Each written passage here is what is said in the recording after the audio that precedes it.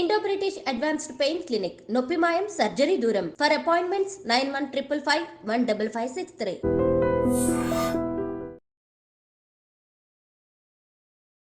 Namaste, welcome to iDream Inside Politics with Kavita.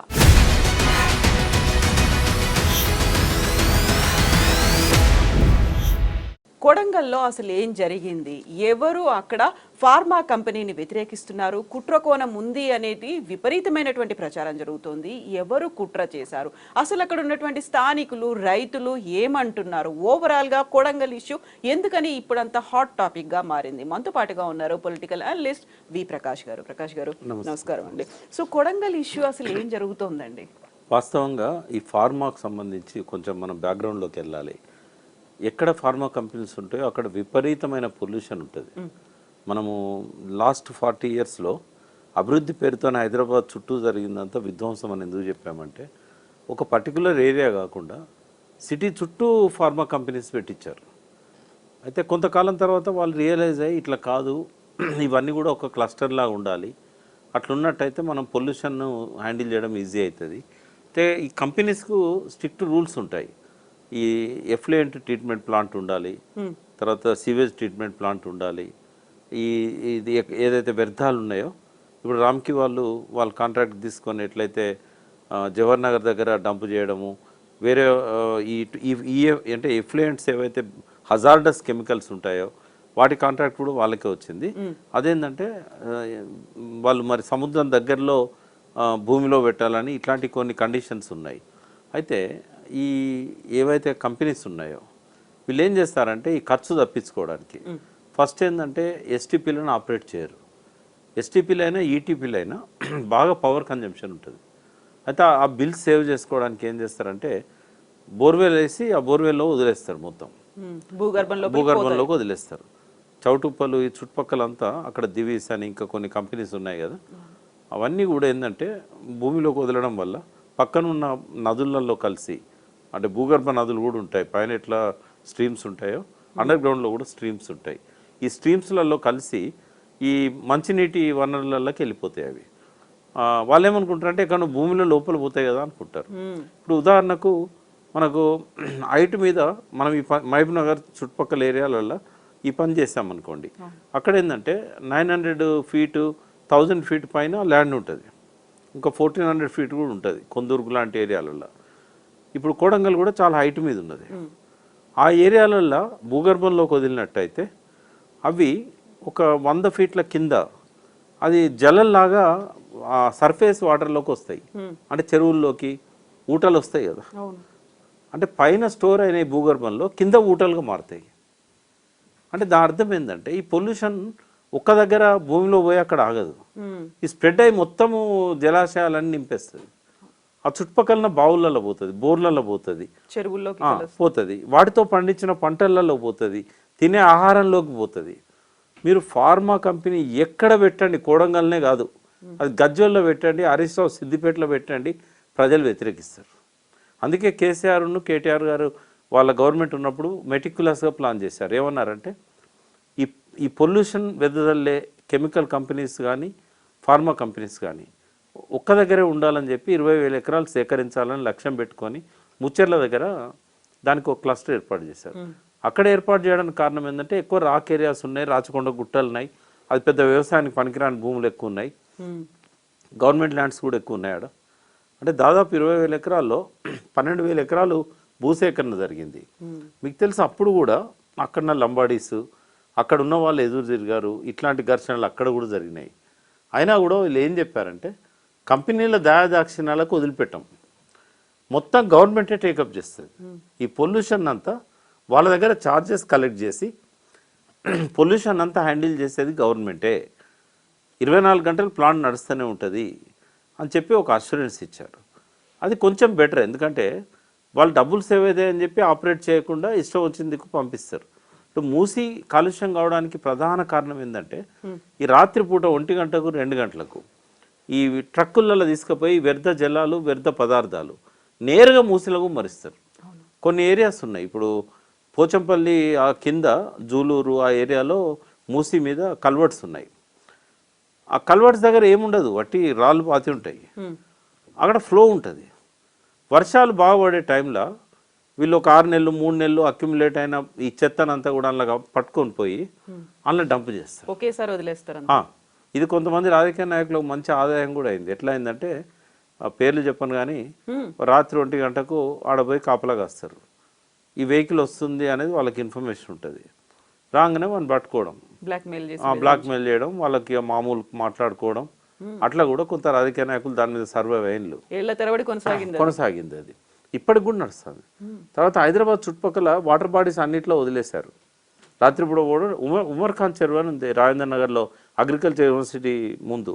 మన flyover దిగుతాం కదా, PV Narasimha Rao flyover, దీ కొంచెం ముందు పోయిన తర్వాత లెఫ్ట్కి ఉంటుంది. నేను 1978 నుంచి ఇప్పటి వరకు చూస్తున్నా ఆ ఏరియా పోగానే ఒక 2-3 కిలోమీటర్ల దూరం నుంచి ముక్కు మూసుకోవాల్సి వస్తుంది. అంత భయంకరంగా ఉంటుంది కెమికల్. కాటేదాన్ ఇండస్ట్రియల్ ఏరియాలో ఉన్న ఫార్మా కంపెనీస్, ఈ కెమికల్ కంపెనీస్ అందులో తీసుకుపోయి డంప్ చేస్తాయి. అంటే మొత్తం హైదరాబాద్ చుట్టుపక్కల మొత్తం ప్రాంతం అంతా భూగర్భ జలాలు మొత్తం కలుషితం అయిపోయినాయి. ఇప్పుడు రూరల్ ఏరియాలను కలుషితం చేయడానికి రేవంత్ రెడ్డి గారు ఇమ్మెచ్యూరిటీతో, ఒక అపరిపక్వతతో ప్లాన్ చేస్తున్నాడు. ఆయన ఏమంటాడంటే ఒక్క దగ్గర ఎందుకు కేంద్రీకృతం కావాలి, ఫార్మా విలేజెస్ కావాలి అంటాడు. ఫస్ట్ ఏంటంటే ఆయన వెనకాల ఉన్న కుట్ర కోణం అని ఆయన అంటుండు కదా, ఇది స్వార్థ కోణం. స్వార్థ కోణం ఏంటంటే కేసీఆర్ గారు పరిపాలన మొదలుపెట్టినప్పుడు అక్కడ చాలా తక్కువ ధరకు 2 లక్షలకు ఎకరము, ₹1,00,000 ఎకరము ఈ ముచ్చెర్ల సరౌండింగ్లో ఆ రాచకొండ గుట్టలు, రాళ్ళు, పనికిరాని రాళ్ళు, అవన్నీ కూడా ఏంటంటే 1000 ఎకరాలు చాలా నామినల్ కాస్ట్కి వచ్చేది. భూసేకరణ చేయడం వల్ల మనకు తక్కువ ధరకు దొరుకుతాయి అనేది ఒకటి ఉండే, గవర్నమెంట్ వాల్యూ చాలా తక్కువ ధరకు. రెండవది ఏంటంటే అప్పటికి ఇంకా సిటీ ఇంత ఎక్స్పాండ్ కాలే, లాస్ట్ 10 ఇయర్స్లో బాగా ఎక్స్పాండ్ అయింది. ఇది బిగినింగ్ కదా, 2014-15లో ప్లాన్ చేసింది. అయితే అది సిటీ బయట అవుతుంది, రాళ్ళు రప్పలిన భూమే కదా, పొల్యూషన్ మనం హ్యాండిల్ చేసినట్టయితే చుట్టుపక్కల ఊళ్ళలో ఎక్కడ స్ప్రెడ్ కాదు అనేది ఆయనకున్న ఆలోచన. ఈయన ఏం చేశాడు, ఈయన 2024లో అధికారంలోకి వచ్చేసరికి అదంతా కూడా సిటీకి అడ్జసెంట్ అయిపోయింది. ₹1,00,00,000 కంటే తక్కువ ఎక్కడ ల్యాండ్ లేదు. స్వార్థ కోణం ఏంటంటే దీన్ని ఒక 4th సిటీగాను ఇంకొక అడిషనల్ సిటీగాను డిక్లేర్ చేయడం వల్ల, సైబరాబాద్తో కలిపి ఇది మూడు సిటీలు అయింది, ట్రై సిటీ. 4th సిటీగా చేయడం వల్ల రియల్ ఎస్టేట్కు భూమి వస్తుంది, ఆడేమన్నా మరి అగ్రిమెంట్లు చేసుకొని ఉంటే వాళ్ళు ఉండొచ్చు కొంతమంది అని దాన్ని డిక్లేర్ చేశారు ఆయన. అక్కడున్న ఫార్మా కంపెనీస్ అన్నిటినీ స్కాటర్ చేద్దాం అన్ని ఏరియాస్కి అని చెప్పి అదొక రాంగ్ డిసిషన్ అది. ఎందుకంటే ఏ కంపెనీ కూడా పొల్యూషన్ను వాళ్ళకున్న పారామీటర్స్ వరకు వాళ్ళు హ్యాండిల్ చేయలేరు. ఇది ప్రజలకు తెలుసు, ఎందుకంటే వ్యవసాయం పోయింది ఆ ఊర్లల్లో. తల్లి పాలల్లో కూడా ఈ కెమికల్ అనేది రావడం అనేది, నేను దీని మీదనే నా యాక్టివిటీ స్టార్ట్ అయింది తెలంగాణ ఉద్యమంలో. అయితే 1997 ఆ టైంలో నాట్కో చుట్టుపక్కల ఉన్న అన్ని గ్రామాలలో కూడా వీళ్ళు అక్కడ లోపల ఒక స్టోరేజ్ ఉంటుంది, ఈ కాలుష్యాన్ని అంతా అలా స్టోరేజ్లో ఎఫ్లెంట్ ట్రీట్మెంట్ చేయకుండా వదిలేయడము, అవన్నీ కూడా ఊర్లలో ఉన్న బావులలో, ఆ చుట్టుపక్కల డౌన్ స్ట్రీమ్లో ఉన్న వాటిలలో వాటర్ బాడీస్లలో మొత్తం పోయి పశువులు కూడా చచ్చిపోవడము, తర్వాత మనుషులకు చర్మ వ్యాధులు. తల్లి పాలల్లో కూడా మేము అప్పుడు టెస్ట్ చేయిస్తే ఈ కెమికల్ వచ్చింది చిన్న పాప తాగే తల్లి పాలల్లో. వెంటనే మేము కలెక్టర్ కంప్లైంట్ ఇచ్చాము, కలెక్టర్ దాని మీద సీరియస్ అయ్యో కమిటీ వేశాడు, లాస్ట్కు కంపెన్సేషన్ ఇవ్వాల్సి వచ్చింది కొంత. అయితే ఆ టైంలో నాట్కో వాళ్ళు లీజ్కి ఇచ్చారు, అది వాస్తవంగా వాళ్ళు చాలా ఎథికల్గా ఉంటారు. సో ఎప్పుడైతే ఇది జరిగిందో లీజ్ క్యాన్సిల్ చేసేసి వాళ్ళు అప్పుడు తీసుకున్న మెజర్స్ ఏవైతున్నాయో ఈ రోజు వరకు కూడా మీరు పొల్యూషన్ కంట్రోల్ బోర్డులు ఎవరినైనా అడగండి, best of the best pollution handle చేసే కంపెనీ ఏంటంటే నాట్కో అని చెప్తారు ఇప్పటికీ. అంటే ఏమవుతుంది, కొంత ఖర్చు అవుతుంది. ఇప్పుడు వాళ్ళ లాభాలు, ఇప్పుడు ఐజాన్ టుడే ఈ లాస్ట్ 6 మంత్స్లో 600 కోట్లు నాట్కో లాభంగా ఉంది. అందుకెళ్ళి ఒక 50 కోట్లు 40 కోట్లు పెడితే తప్పేమున్నది, అదే కదా కార్పొరేట్ సోషల్ అంతే కదా. వాళ్ళు ఏంటంటే వాళ్ళు మెంటల్గా ప్రిపేర్ అయిన చేస్తున్నారు. CSR 2%, కానీ వీళ్ళు చాలా ఎక్కువ చేస్తారు. ఎక్కడ స్కూల్ కావాలన్నా, ఎక్కడ హాస్పిటల్ కావాలన్నా ఎవరు అడిగినా ఇస్తుంటారు. ఆ దయాగుణము, ఆ రెస్పాన్సిబిలిటీ అనేది ఈ కార్పొరేట్లో లేకుండా పోయింది. అంటే వాళ్ళు ప్రకృతిని కలుషితం చేస్తారు, ప్రజల ఆరోగ్యం పట్టించుకోరు. ఇవన్నీ కూడా ఈ ఫార్మా కంపెనీస్ వల్ల బాగా ప్రచారమైంది. హైదరాబాద్ చుట్టుపక్కల చాలా అనారోగ్యం ప్రజలలో రావడానికి జిడిమెట్ల, ఈ పాషమైలారం, ఈ చుట్టుపక్కల అంతా కూడా అయితే ఇప్పుడు వాళ్ళకి తెలుస్తుంది కదా ఇవాళ రేపు టీవీలు, తర్వాత చెరువుల్లో చేపలను చచ్చిపోయి పైకి తేలడము, వాటిని క్లోజ్ చేయడం ఆ ఇండస్ట్రీస్ని. కేసీఆర్ గవర్నమెంట్ ఉన్నప్పుడు ఇటు వెస్ట్ సైడ్ జీడిమెట్ల, ఈ పటాన్ చెరువు సైడు చాలా ఇండస్ట్రీస్ని క్లోజ్ చేశారు. పటాన్ చెరువులను అయితే దాదాపు 30 ఏళ్ళ కిందనే వోల్టాస్ ఎరువులు తయారు చేసే కంపెనీ ఆ నక్కవాగులోకి ఆ కాలుష్యాన్ని వదిలితే అది మంజీరాలో పోతే మొత్తం నది పొడుగుతా ఇప్పటికి కూడా ఆ నీళ్ళతో పంటలు పండించుకుంటే తినలేం మనం. ఆ బియ్యం అంతా అన్నం ఉడికేటప్పుడు పచ్చగా అయిపోతుంది. అందరికి జబ్బులే. ఈ రోజు వరకు కూడా క్యాన్సర్లు, రకరకాల చర్మ వ్యాధులు, అబార్షన్స్ అయితే 30 ఏళ్ళ కింద మూతపడ్డ కంపెనీ అది. కానీ దాని ఎఫెక్ట్ మాత్రం ఇంకా ఉన్నది. అయితే ఇవన్నీ తెలుసు కాబట్టి ప్రజలు ఎక్కడ ఫార్మా కంపెనీ పెట్టినా వ్యతిరేకిస్తారు. ఇంకా నువ్వు వాటర్ బాడీస్ కోసము స్థల సేకరణ అంటే అంత వ్యతిరేకత రాదు. ఏదో కొద్దిగా కంపెన్సేషన్ ఎక్కువ డిమాండ్ చేస్తారు. కొంతమంది ఆ మమకారంతో పోమా అని అంటారు, అక్కడ గొడవ చేస్తారు. బట్ ఫార్మాది వ్యతిరేకించడంలో ఒక అర్థం ఉంది. ఇదివరకు ఇట్లా జరిగింది కాబట్టి మా ఆరోగ్యాలు ఖరాబ్ అవుతాయి, చుట్టుపక్కల ఆరోగ్యాలు ఖరాబ్ అవుతాయి. వాళ్ళు ఎక్కడ పోతారు ఇప్పుడు? అక్కడ డబ్బులు తీసుకొని పక్కకే పోతారు వాళ్ళు. వాళ్ళు ఇంకా 100 కిలోమీటర్లు అయితే పోరు కదా, పరిసరాల్లోనే మళ్ళీ ఉంటారు వాళ్ళు. వాళ్ళ పొలాలు ఉంటాయి. అయితే ఇటువంటి కారణాల వల్ల జరిగిందే తప్ప కొడంగల్ది. దాని వెనకాల డిగ్ చేసి పొలిటీషియన్స్ ఉన్నారు, ఒక కాన్స్పిరసీ ఉంది, ఏదో పార్టీ ఉంది, ఆ పార్టీ కార్యకర్త ఉన్నాడు, ఇట్లా చెప్పడం అనేది కరెక్ట్ కాదు. కావాలని చెప్పి దాన్ని ఇంకో పార్టీ మీద తోసేయడానికి అదొక బహానా. కొడంగల్ సీఎం కాన్స్టిట్యున్సీ కాబట్టి ఆయన జీర్ణించుకోలేకపోతున్నాడు. ఒక ఆఫీసర్ను కొడుతున్నట్టుగా విజువల్స్ అన్నీ ప్రచారమైనాయి. కలెక్టర్ను కొట్టకపోయినా అక్కడ పోయిన స్పెషల్ ఆఫీసర్ను షర్ట్ జింపేయడము, ఇవన్నీ పెద్ద పెద్ద ఫోటోలు వచ్చినాయి. కాబట్టి తన పరువు కాపాడుకోవడానికి ఒక శత్రు దేశం మీద దాన్ని ఏం ఆపరేషన్ అంటారు, సర్జికల్ స్ట్రైక్ చేసినట్టుగా అర్ధరాత్రి 11 తర్వాత కరెంట్ ఆపేసి, ఇంటర్నెట్ ఆపి, ఇంటింటికి పోయి తలుపు కొట్టి బెడ్రూమ్లలో ఉన్న లాక్కొచ్చి, ఇది ఏందమ్మా ఇది? అది ఒక సీఎం కాన్స్టిట్యున్సీలా కొట్టినందుకు పరువు పోలే, ఈ రకంగా ప్రజలను హింసించినందుకు ఈ ప్రభుత్వం పరువు పోయింది. అంత ఇమ్మెచ్యూర్డ్గా రేవంత్ రెడ్డి వ్యవహరిస్తాడని నేనైతే అనుకోలేదు. అది చాలా మాయని మచ్చ అవుతుంది ఆయన కాన్స్టిట్యున్సీలో జరుగుతున్నది. కాబట్టి అదైతే అందరం ఖండించాల్సింది. రెండవది, ఆ ఊరు అన్నప్పుడు ఊర్లో ఖచ్చితంగా ఓ 10 మంది ఓ పార్టీ, 10 మంది ఓ పార్టీ ఉంటారు. వాడు అరెస్ట్ అయిన వాళ్ళ వాడు ఉన్నాడో లేడో తెలియదు, బట్ వాడిని పట్టుకొచ్చి వీడి పార్టీ, వీడి కేటీఆర్ని కలిసిండు, ఇట్లా ఈ రకంగా చెప్పడం అనేది ఏదైతే ఉన్నదో కరెక్ట్ కాదు. నరేందర్ రెడ్డిని అరెస్ట్ చేయడం కూడా కరెక్ట్ కాదు. ఆ విషయంలో ఆయన ఇంకా బీఆర్ఎస్లో ఉన్నాడు కాబట్టి, ఇప్పుడు వాళ్ళ అన్న మహేందర్ రెడ్డి కాంగ్రెస్లో పోయిండు, ఆయన విప్ అయిండు. ఎలక్షన్లప్పుడు కూడా వీళ్ళు మరి నాకు తెలిసి మహేందర్ రెడ్డి అయితే వెన్నుపోటు పొడిచాడు తమ్మునికి. నేను చెప్పాను కేటీఆర్ గారికి ఒక 10 రోజుల ముందు, అన్నే తమ్మునికి సపోర్ట్ చేస్తలేడు అంటే కేటీఆర్ గారు నాతోనే ఉన్నాడు, తమ్మునికే కాదా పక్కనున్న ఏ కాన్స్టిట్యున్సీలో కూడా ఆయన సపోర్ట్ చేయట్లేదంటే మరి అటువంటి వానికి ఎందుకు మంత్రి పదవి ఇచ్చారు మీరు అని నేను అన్నాను. అప్పుడు మంత్రి పదవి ఇచ్చారు కదా 4 రోజుల ముందు. అంటే ఆ ఫ్యామిలీ అంత దగ్గరగా ఉంది. నరేందర్ రెడ్డిని ఎందుకు అరెస్ట్ చేశారంటే టీఆర్ఎస్ని ఇంప్లికేట్ చేయడానికి. నరేందర్ రెడ్డికి ఆడ సంబంధం ఏంది అంటే కార్యకర్తలు ఉన్నారు అక్కడ, బీఆర్ఎస్కి ఆయనే లీడర్ ఇప్పటికీ. కాబట్టి ఈ రకంగా దాన్ని పొలిటిసైజ్ చేయడము, దీని వెనకాల కేసీఆర్ వీళ్ళంతా ఉన్నారని చెప్పడము, నరేందర్ రెడ్డిని అరెస్ట్ చేయడము, ఇదంతా ఒక రాంగ్ స్ట్రాటజీ. దాన్ని డైవర్ట్ చేయడానికి జరుగుతున్నది. ఆ ప్రజల తిరుగుబాటును పొలిటికల్ రంగు పూసి డైవర్ట్ చేయడానికి జరుగుతున్నది. గ్రామసభ తీర్మానం చేయకుండా అక్కడ ఏ నిర్ణయం తీసుకున్నా కూడా అది తప్పు. కాబట్టి ఆ ఆలోచన మానుకోవాలి. 4th సిటీ నువ్వు చేస్తే చేసుకో, కానీ ఎక్కడనో దూరంగా పనికిరాని భూములను తీసుకొని ఫార్మా కంపెనీస్ కోసం ఇవ్వాలి తప్ప మళ్ళీ నువ్వు ఊరూరా ఫార్మా కంపెనీలు పెడతానంటే అన్ని ఊళ్ళల్లో కూడా ఇదే పరిస్థితి వస్తుంది. ఇప్పుడు ఇటువంటి నిర్వాసితుల పక్షాన కొట్లాడిందే రేవంత్ రెడ్డి కదా.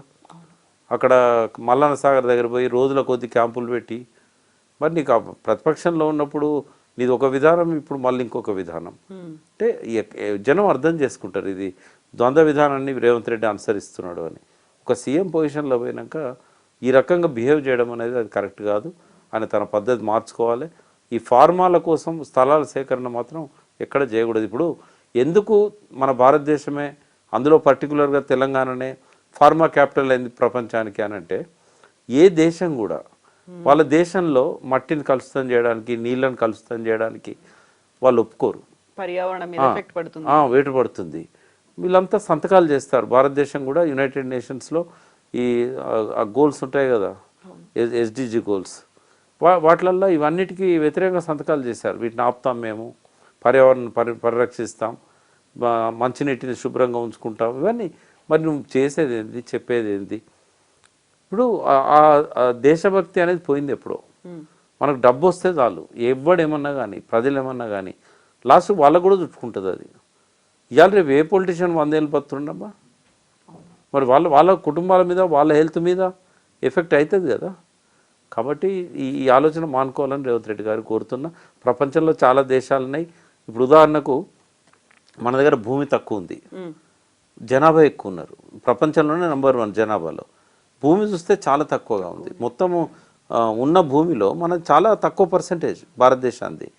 కెనడా చూసినా, లేకుంటే రష్యా చూసినా, ఇంకా వేరే అమెరికా చూసినా విపరీతంగా ఉంటుంది ల్యాండ్. అటువంటి దేశాలలో ఫార్మా కంపెనీస్ పెట్టుకోవాలి, గ్లోబల్ కంపెనీస్. ఓన్లీ ఎక్స్పోర్ట్ చేయడం వల్ల కొంచెం టైము, కొంచెం లాజిస్టిక్స్ కాస్టు. భారతదేశం ఏంటంటే జనాభా ఎక్కువ ఉన్న, రోగాలు ఎక్కువ వస్తాయి కదా. ఇక్కడే తయారు చేసి ఇక్కడనే మందులు ఇవ్వాలి. పెద్ద మార్కెట్ ఫార్మాకు. మనమే చేసి గ్లోబల్ గా అందరికీ ఇచ్చామని చెప్పుకోవడం తప్పది. ఈ ఫార్మా అనేది గర్వకారణం కాదు. ఫార్మా అనేది వినాశనం. ఫార్మా అనేది అభివృద్ధి కాదు. ఫార్మా అనేది విధ్వంసం. కాబట్టి ఫార్మా కంపెనీసే ఒకవేళ గవర్నమెంట్ ఒక దగ్గర పెట్టి మేము హ్యాండిల్ చేస్తామన్నా కూడా సాధ్యం కాదు. ఎందుకంటే ప్రభుత్వం తరఫున నిర్వహిస్తున్న ఏ సంస్థ కూడా చిత్తశుద్ధితో చేయడం లేదు. ఉదాహరణ మూసీ మీద ట్రీట్మెంట్ ప్లాంట్స్ ఉన్నాయి, ఎక్కడ నడుస్తున్నాయి? జిహెచ్ఎంసీ వాళ్ళు పర్మిషన్ ఇవ్వడానికి కండిషన్ ఏం పెడతారంటే, గేటెడ్ కమ్యూనిటీస్ కానీ అపార్ట్మెంట్స్ కానీ మీరు ఎస్టీపీలు మీరే పెట్టుకోవాలంటారు.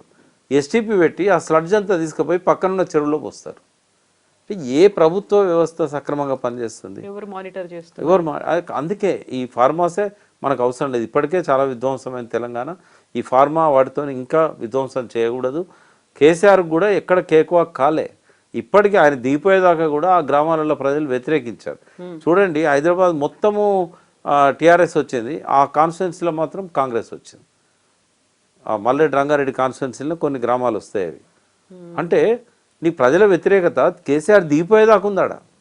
ఫార్మాసిటీకి వ్యతిరేకంగా చాలా కోర్టు కేసులు అయినాయి, చాలామంది ప్రతిఘటన చేశారు, ఎన్నో రోజులు ధర్నాలు చేశారు, అరెస్టులు అయినాయి.